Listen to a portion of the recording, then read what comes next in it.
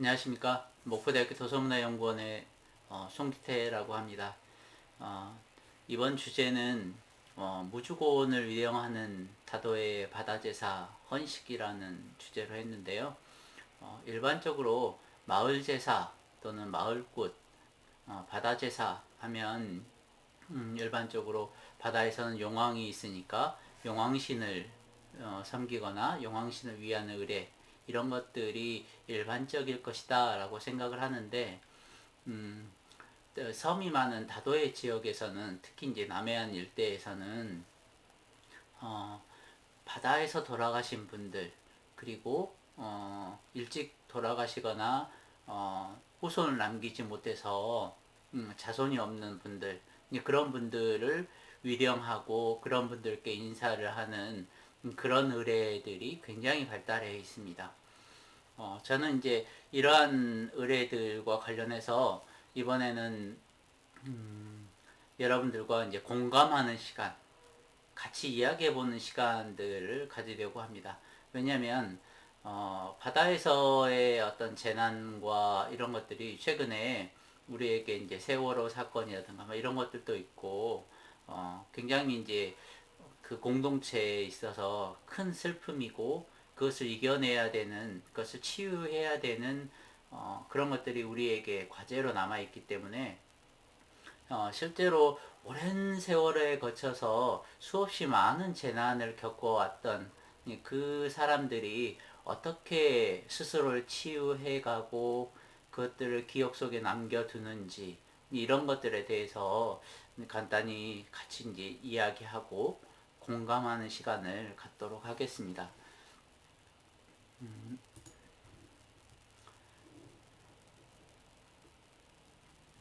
이제 바다라는 공간은 이제 미지의 공간이죠. 삶과 죽음이 갈리는 그런 공간이기도 하고 왜냐면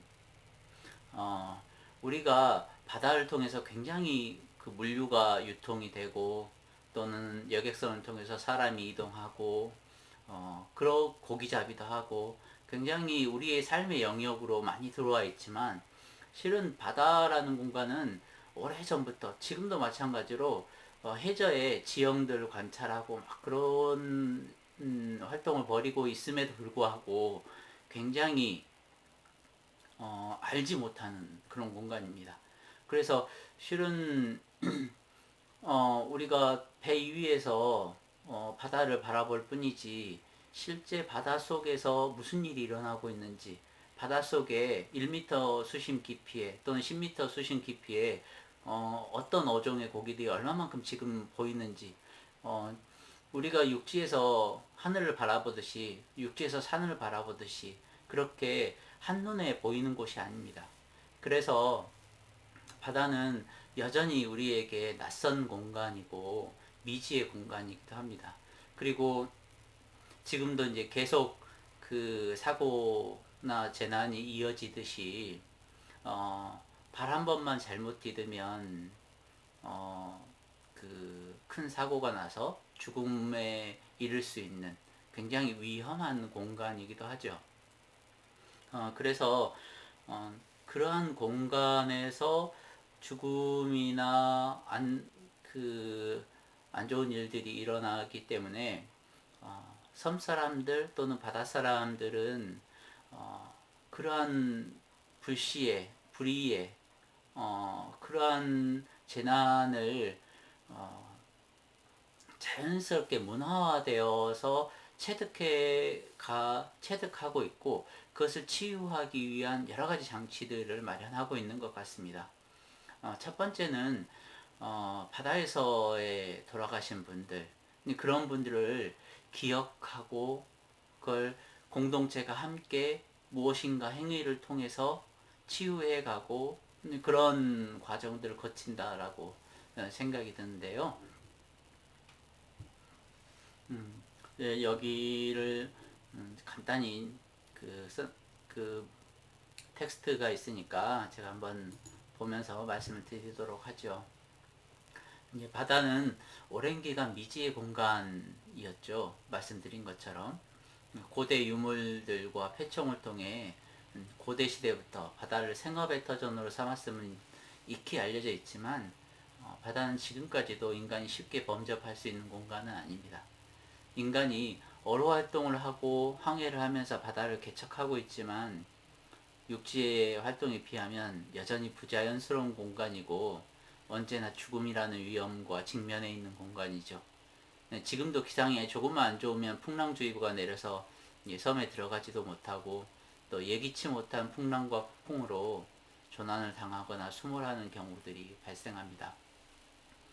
그래서 제가 몇 가지 사진을 준비했는데요. 온 국민에게 슬픔이었던 저를 비롯한 많은 사람들에게 무기력하게 바라보기만 해야만 했던 그런 세월호라든가 실은 이런 것들은 어떤 잘잘못을 떠나서 과거에서부터 이러한 바다에서의 사고 이런 재난들은 계속 이어져 왔기 때문에 우리 이제 가슴 속에 남아 있을 수밖에 없죠. 기억할 수밖에 없는 것이고 이 지우려고 하면 할수록 이러한 것들은 기억에 남아 있을 수밖에 없거든요. 그래서 이러한 재난들 가끔 이제 가까운 곳에 팽목항이 있기 때문에 팽목항이라든가 이제 세월호가 인양되어 있는 목포 신항이라든가 이런 것들을 가는데 굉장히 많은 사람들이 이것을 기억하기 위해서 여러 가지 조형물이라든가 그림이라든가 이런 것들을 만들어 놓고 있죠. 이런 것들이 어떤 면에서 보면 바다에서의 어떤 재난과 그러한 슬픔들을 잊지 않기 위한 또는 기억하기 위한 그런 장치들로 보입니다. 또 한 가지 제가 일본의 동일본 대지진이 났던 곳들을 둘러본 적이 있는데요. 일본 연구자들하고 이제 그 같이 공동 연구도 하고 그러면서 이러한 문제들을 어떻게 해결해 가고 어떻게 치유해 가고 있는가라는 그런 것들을 한번 둘러본 적이 있습니다. 여기에는 기념관들을 이렇게 만들어 가지고 이렇게 당시 피해를 입었던 것들을 이렇게 전시를 해놓고 또 사진으로 또는 그 물건들로 이렇게 채워놓고 있죠. 그래서 우리에게 있어서 바다의 재난은 실은 어떻게 과학기술이 갖춰지더라도 현재의 기술력으로도 재난을 피할 수 없는 그런 때가 있을 수 있습니다. 그래서 지금도 계속 그 해상에서 사고가 나고 재난으로 이어지는 그런 일들이 많이 일어나고 있죠.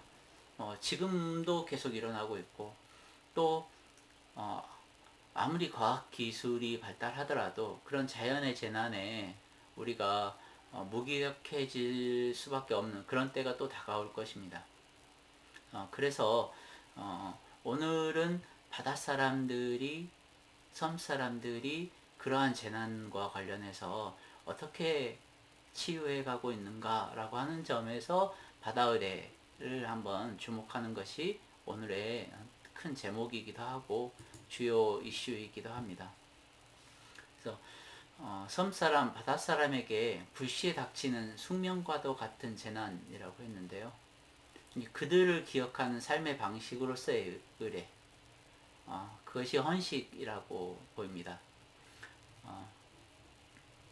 이런 그 헌식 의례는 어떤 면에서 보면 여러분들 의례라고 하는 것은 주신이 있어요. 뭐 그게 하느님이든 하나님이든 또는 석가모니든 또는 마을의 어떤 당할머니든 또는 바다의 용왕이든 주신격들이 있는 것이 대부분 신앙과 의례의 특징입니다. 신을 기반으로 성립된 것이 신앙과 의례이기 때문에 그런데 이상하게도 섬 지역 그리고 남해안의 다도해 지역에서는 특별한 신으로 모시는 건 아니지만 바다에서 돌아가신 그분들을 위령하는 의례가 굉장히 확장되어 있어요. 예를 들면 육지에서는 일반적으로 당산 할아버지 할머니께 드리는 의례가 굉장히 크거든요. 그리고 나서 뭐 특별한 뭐 줄다리기도 하고 뭐 농악도 치고 또는 무당굿도 하고 이렇게 놀이들을 행하죠. 그런데 섬 지역에서는 물론 산신도 있고 용왕신에게 의례도 지내고 당할머니 당할아버지에게도 의례를 지내지만 보통 우리가 제사 때 뭐 그 음식 남은 것들 이렇게 곳곳에 풀어 먹이듯이 잡기 잡신이 따라왔으니까 풀어 먹이듯이 하는 그런 작은 의례에 해당되는 헌식이 굉장히 확장되어 있어가지고 주된 신격인 당산 할아버지 할머니 또는 용왕신 그들에 비해서 훨씬 더 크게 의례를 행하는 그런 것들을 볼 수 있습니다. 제가 이제 몇 가지 사진을 통해서 이런 것들을 한번 보여드릴 텐데요. 한번 보면서 또 말씀을 드리도록 하겠습니다.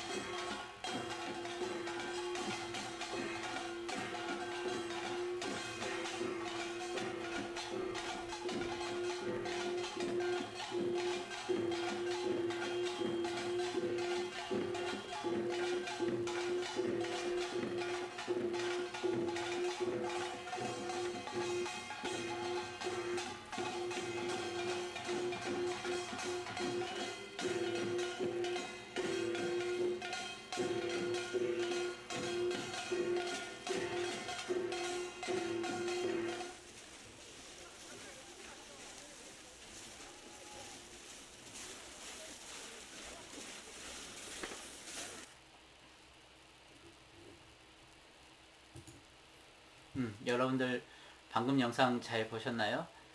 여기는 이제 보길도 예송리라고 하는 섬마을의 마을 제사를 제가 이제 촬영해 놓은 것들을 보여드린 것인데 이 마을에서는 굉장히 특징적이기도 하고 또는 이러한 마을의 이런 형태가 남해안의 어떤 전형적인 의뢰 형태이기도 해서 이제 제가 보여드린 것입니다. 첫 번째, 이분들도 육지 마을과 똑같이 마을의 당신, 마을의 신이 있죠. 그래서 마을의 당신께, 당할머니라고 하는데, 이 마을에서는 당할머니께 엄숙하게 제관들만 가서 의뢰를 지냅니다. 그리고 나서 또 해신이라고 해서 바닷가에서 해신제를 별도로 또 지내고요. 그리고 이제 그 다음날 날이 밝으면 정월 초하루인데, 정월 초하루 또 날이 밝으면 다시 농악대가 당할머니께 가서 인사를 한번 드리고, 그 다음에 또 그 마을의 공동 우물에 가서 그 물이 깨끗하게 펑펑 솟아라고 이제 기원을 하고, 그리고 나서 바닷가로 와가지고 지금 보이듯이 굉장히 그 성대한 의례를 펼칩니다. 그러니까 여기에서 이제 특징적인 것은 뭐냐면 상이 여러 개라는 거예요. 보통 우리가 제사상을 차리거나 고사상을 차릴 때 보면 주된 신격을 위한 상이 하나가 준비되고 모두가 모여서 그 신께 인사를 드리는 방식이잖아요. 그런데 여기에서 특징적인 것은 상이 굉장히 여러 개라는 거예요. 그리고 그 상이 항상 똑같지 않습니다. 매년 그 각각의 집에서 음식을 준비해 오기 때문에 올해는 20개의 상이 나올 수도 있고 내년에는 30개의 상이 나올 수도 있고 과거에는 한 100여 개 이상의 상이 나오기도 하고 그렇게 했었죠. 그래서 특징적인 것 중에 하나는 마을 사람들 중에서 자기 집에 바다에서 돌아가신 분이 있을 경우에는 반드시 상을 가지고 나옵니다. 왜냐하면 설날 인사를 드리는 것이기 때문에. 그래서 각각의 집안에서 자기 조상으로 모시는 분들께는 별도의 상을 차려놓지만 제사를 모시지 못하는 거나 바다에서 그 바다에서 빠져서 돌아가신 분들은 객사를 했다라고 생각을 하기 때문에 바다에 인사를 드려야 된다고 생각을 하는 거예요. 그래서 바다에서 돌아가신 조상들이 있는 경우 또는 임자 없는 자손을 낳지 못하고 돌아가신 분들을 위해서 설날에 각각의 집에서 상을 다 차려가지고 나오는 방식입니다. 이 방식은 왜 그 특징적인가라고 하는 그런 점을 의미를 찾아보면 상은 개인이 가지고 나와요. 그런데 의례는 공동으로 합니다. 이거 굉장히 재밌는 방식이에요. 보통 자기 집안에서 돌아가신 개인의 죽음이잖아요. 돌아가신 분들에 대한 의례는 각각의 집안에서 차례를 지내거나 기제사를 지내거나 뭐 시제를 지내거나 이런 방식으로 해결하기 때문에, 그런데 이분들은 바다에서 돌아가신 그 개인들의 상들을 바닷가에 모아놓고 마을 사람들이 함께 의례를 하는 방식을 취한다는 거죠. 그건 뭐 어떤 의미냐면 이분들에게 바다에 의한 재난 그리고 바다에서의 죽음은 결국 우리 공동체의 문제이고 공동체가 함께 기억해야 하고 함께 치유해야 되는 문제다라고 생각을 하는 거예요. 그렇기 때문에 개인의 상들을 모아놓고 공동체가 함께 유령하는 방식을 택하는 겁니다. 언젠가 우리 조상들 중에 어떤 분이 바다에서 돌아가셨을 수 있고 또 우리 일가 친척, 이웃 사촌들 중에 어떤 그 누군가가 또 바다에 돌아가실 수도 있어요. 그리고 시간이 지나서 내가 바다에서 안 좋은 일을 당할 수도 있고 또 내 후손도 그렇게 당할 수 있다라는 거예요. 그렇기 때문에 같이 어떤 운명 공동체처럼 이 일만큼은 모든 사람들이 우리 공동체가 같이 기억하고 같이 치유를 해야 되는 것이다. 남아있는 사람들도 같이 이걸 기억함으로써 인사를 1년에 한 번 인사를 드림으로써 나도 기억하면서 스스로를 치유하는 그런 방식을 택하고 있다라는 것이죠. 굉장히 중요한 맥락을 가지고 있는데요. 그래서 비슷한 사례들이 있습니다.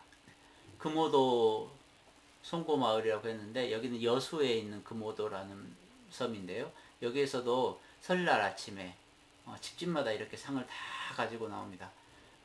상을 가지고 나와서 여기 음식들 다 차려놓고 또 그 음식들을 이제 의례를 행한 다음에 또 바다에 헌식을 하죠. 또 여기 강진 남포라고 하는데 강진군의 이제 중심지에 남포 마을이 있는데 이제 그 남포 마을에는 이제 바다와 연결되어 있습니다. 그 해안가가. 그런데 여기에서 오른쪽 사진 보시면 굉장히 재밌게도 신위라고만 써놨어요. 이 신위라고만 써놨는데 그걸 곳곳에 이렇게 제사 장소 주변을 둘러싸고 수없이 많이 꽂아 놓습니다. 마을 사람들의 경우는 이것을 한 100여 개라고 표현을 하세요. 실제 100여 개가 되진 않지만 100이라고 하는 숫자가 굉장히 많다라는 표현을 하잖아요. 그러니까 그동안에 바다에서 돌아가신 분이 굉장히 많을 것이기 때문에 그분들을 한꺼번에 유영하는 의미로 이런 것들을 마련해 놓았다고 합니다. 그래서 제가 영상을 찍고 또 이분들에게 그 의미를 물어본 적이 있는데요. 그것들을 한번 여러분들께 한번 또 들려드리도록 하겠습니다.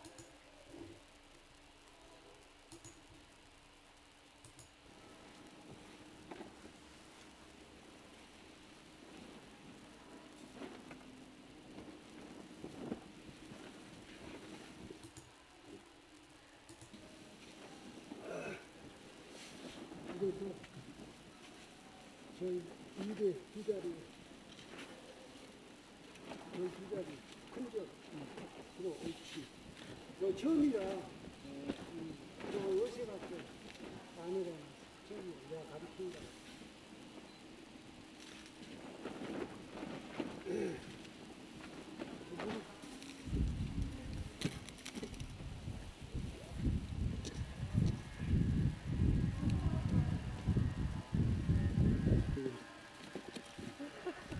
안 때는 떠보야 너 누구 줄 알아? 가만. 됐어. 가만. 지금 누구한테 어떻게 주신 겁니까, 어르신? 우리 바다에서 돌아가신 이 신님께 이제 드린 거 이제 죄를 지는 것이에요. 이놈 자시고 우리 사는 사람한테 무식을 해코지를 하지 말라고. 우리 동네 사람들은 영원히 행복하게. 여기 지금 뭐 놓으셨습니까, 어르신? 감태, 명태, 떡. 왜 감태, 명태, 떡인지 좀 알려주세요. 아, 이게 그냥 바다에서 푸른 영혼을 무식히 지키지 못하고 먼저 가신 분에게 죄송하 다는 마음으로 인사를 드린 겁니다. 여기 그 중성 아니에요? 예. 저 아까 지금 충분함이 있을 거예요. 예. 그래서 유교 추구다. 예, 그럽니다. 유교 추구이지. 집 사는 사람들이 한마디로 자식이 없고 자식이 없는 사람도 죽어. 처녀, 총각. 이 사람. 그 세월호 학생들아 많이 죽었다고 그 사람들 똑같아. 억울하게 죽었지. 재난으로 억울하게 죽었지.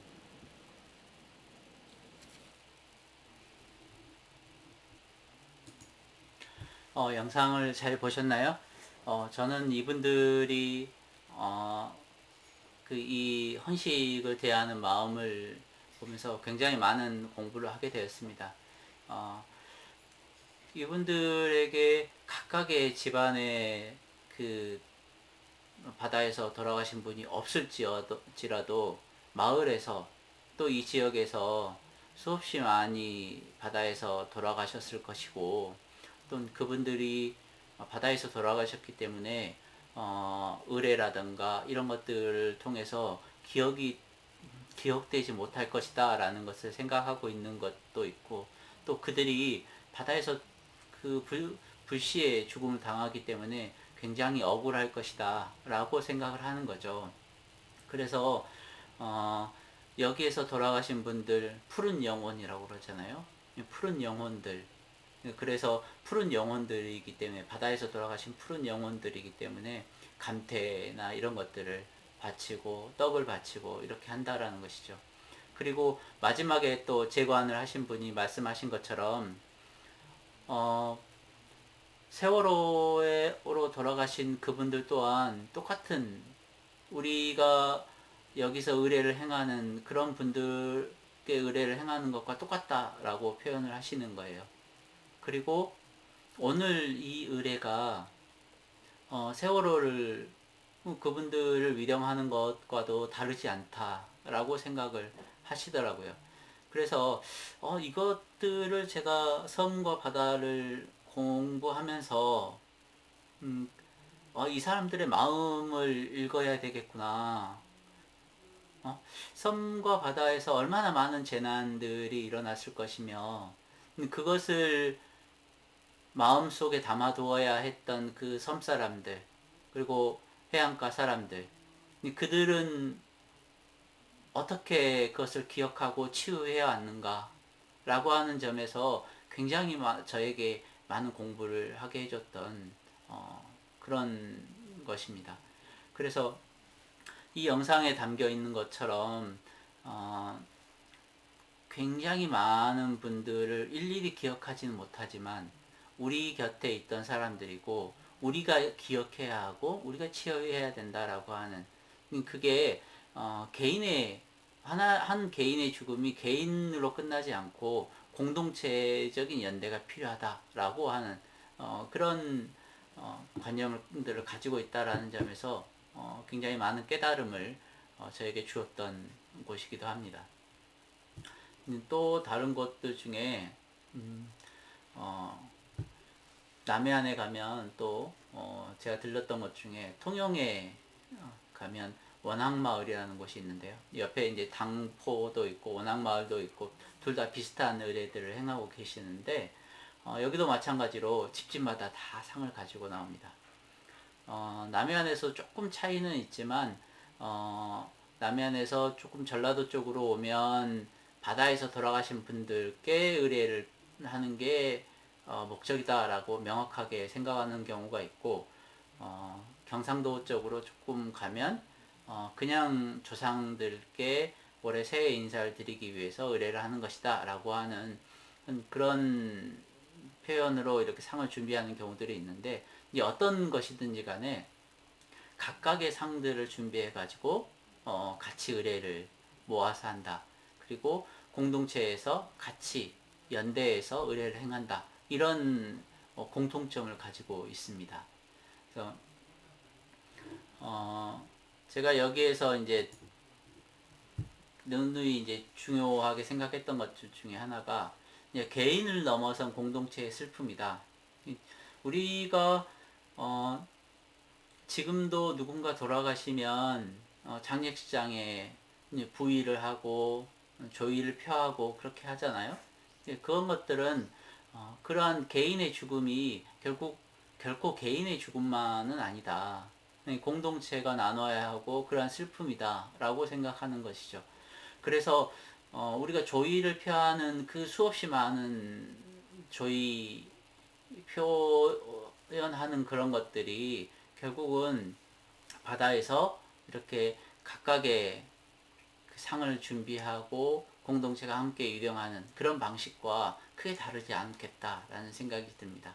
그래서 부모나 친구, 나 후손들 모두 불시에 맞닥뜨릴 수 있는 슬픔, 그 속에서 우리가 기억하고 함께하는 치유의 의례가 이렇게 발달했다라고 보입니다.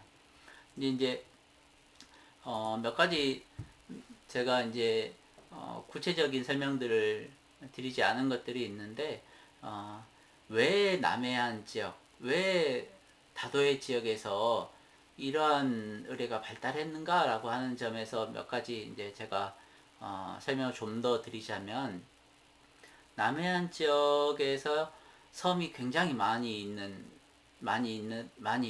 있고, 그 섬 지역은 어떤 면에서 보면 동해안보다 동해안은 훨씬 큰 바다를 가지고 있잖아요. 태평양으로 접해 있기도 하고, 물론 다 태평양과 접해 있긴 하지만 동해안은 훨씬 더 수심이 깊고 어떻게 보면 풍랑이 훨씬 더 많이 치는 곳이기도 합니다. 그런데 섬이 많은 지역에서는 고기잡이 하거나 물류를 유통하는 것 이외에 수없이 많은 일로 바닷길을 이용할 수밖에 없다는 특징이 있어요. 뭐냐면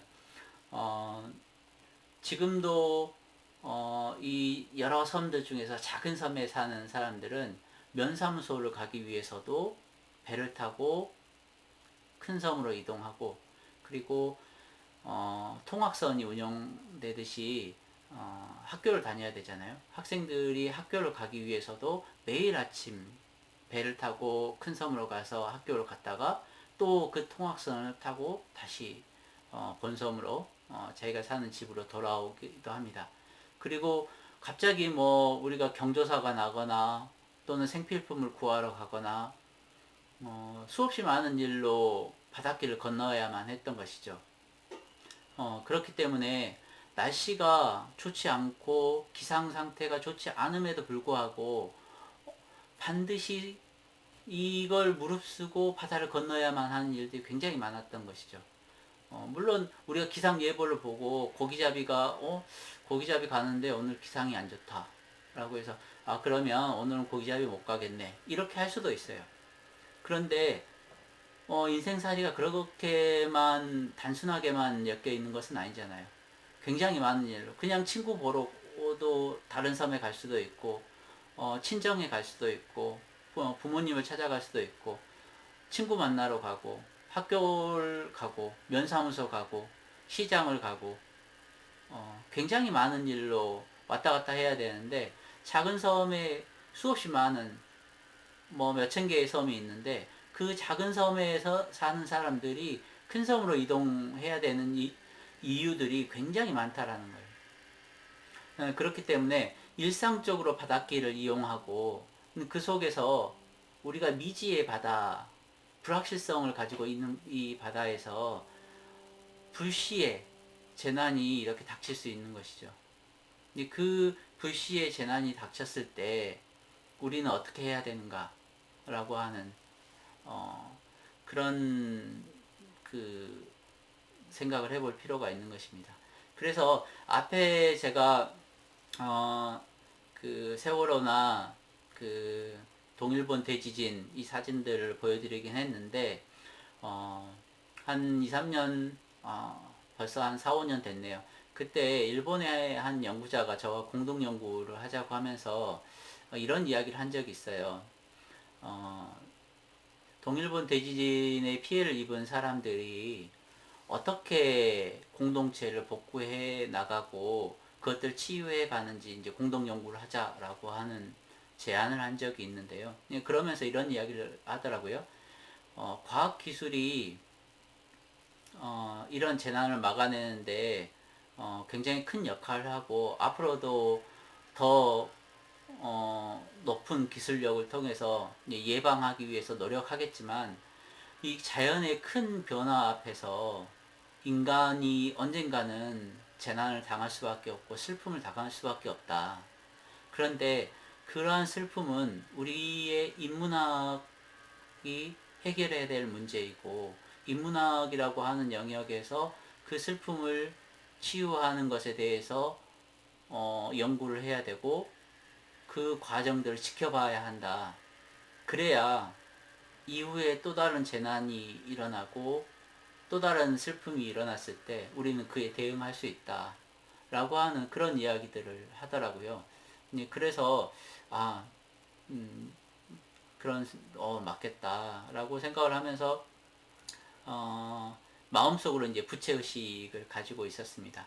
이제 세월호라든가 이런 재난이 있을 때 그것을 우리가 어떻게 받아들이고 기억하고 치유해 왔는가라고 하는 점을 제가 이제 본격적으로 연구하지 못했다라고 하는 점에 대해서 연구자로서의 부채의식을 가지고 있습니다. 그래서 마지막으로 이제 두 개의 사진을 이제 가지고 보여드릴 텐데요. 여기에 보여드리는 이 사진은 뭐냐면 1897년 무렵 그때쯤에 해남에 미왕사라는 절이 있습니다. 과거에는 이제 그 절마다 이제 시간이 지나서 절이 노후화되거나 또는 절을 새로 지어야 하거나 그럴 때마다 이제 시주를 받으러 다니잖아요. 지금은 뭐 그렇게까지 돌아다니진 않지만 과거에는 전부 다 이제 스님들이 돌아다니고 스님들이 또 그 연희를 하는 공연을 하는 공연단 연희회를 꾸려가지고 같이 공연을 베풀면서 시주를 하라고 이렇게 하는 방식이었는데 그게 이제 절건리패라고 합니다. 그래서 배를 한 대에 배 한 대에 그런 연희회 그리고 스님들 이렇게 함께 다니면서 이 남해안 완도 지역의 섬들을 주유하면서 다니던 때가 있었어요. 그게 이제 1897년 무렵이었는데 그때 당시에 이제 완도의 곳곳의 섬들을 다니면서 이제 그 절의 중창불사를 위해서 시주를 권하고 그 실제로 이제 기부를 많이 받았겠죠. 그렇게 했었는데 그 사람들이 그렇게 돌아다니다가 한꺼번에 수모를 해버렸어요. 굉장히 완도 일대, 해남 일대에서 아주 큰 사건이었고 당시의 사람들이 모두 다 기억하는 그런 사건 중에 하나였는데요. 그래서 그때 당시에 여기 완도에 있는 노하도에도 왔다라고 해요. 그래서 이제 제가 이 설날에 완도 노하도에 있는 신리라고 하는 마을에 갔었는데 이 마을에서는 그러는 거예요. 예전에 그 해남 미왕사에 있는 그 스님들이 오셔가지고 시주를 받고 갔는데 그리고 거기에 연희패들이 우리 마을에서 한판 즐겁게 흥겹게 놀아줬고 우리 농악대하고 함께 즐겨서 어우러서 즐겁게 놀았는데 수모를 했다라는 소식을 듣고 너무 안타까워가지고 매년 우리 마을 제사를 지낼 때 그 바닷가로 이동해가지고 그들이 수몰한 장소, 침몰한 장소를 향해서 인사를 드리고 있다 이렇게 하시더라고요. 그래서 이 사진이 그 장면입니다. 저기 이제 그분들이 청산도 쪽으로 가다가 침몰을 했는데 그쪽을 향해서 인사를 드리고 있는 장면이에요. 1897년이기 때문에 지금 2010년, 뭐 2020년 이 무렵이라고 하면 거의 120년 가까이 지난 시절이잖아요. 시간이 그만큼 지났는데 120여 년 동안 계속 매년 거기에 인사를 드리고 있는 거예요. 당신들을 기억합니다. 그리고 우리가 같이 놀고 즐겁게 갔던 것을 우리도 같이 기억하고 그것을 애도합니다. 라고 하는 표현들을 이렇게 하는 것이죠. 그래서 저는 이 사진과 이것이 크게 다르지 않다라고 생각을 합니다.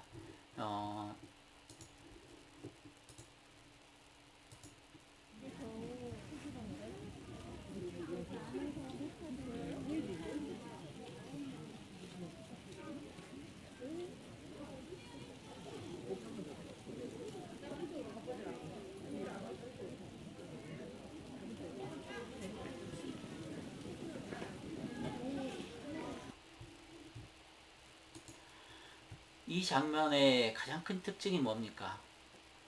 이 장면의 가장 큰 특징은 뭐냐면 그 리본을 국가에서 한꺼번에 많이 이렇게 달아놓은 것이 아니라는 거죠. 각각의 한 사람 한 사람의 마음을 담아서 그 한 사람 한 사람이 자기가 리본을 달았다라는 거예요. 그러니까 세월호를 국가적인 슬픔으로 대하고 각각의 그 사람들이 본인의 기억, 본인이 내가 당신들을 기억합니다. 당신들의 그 재난을 같이 애도합니다. 슬픔을 같이 기억합니다. 이것을 같이 이런 것들, 이런 표현들을 통해서 드러내고 있다라는 거죠. 그래서 저는 제가 봤을 때 이러한 다도해의 그런 헌식상, 수없이 많이 쌓인 헌식상, 그리고 아까 수없이 많은 신의, 이런 것들과 우리가 하나하나 각각의 마음을 표해서 이런 물결을 만들어내는 것과 굉장히 닮아 있다.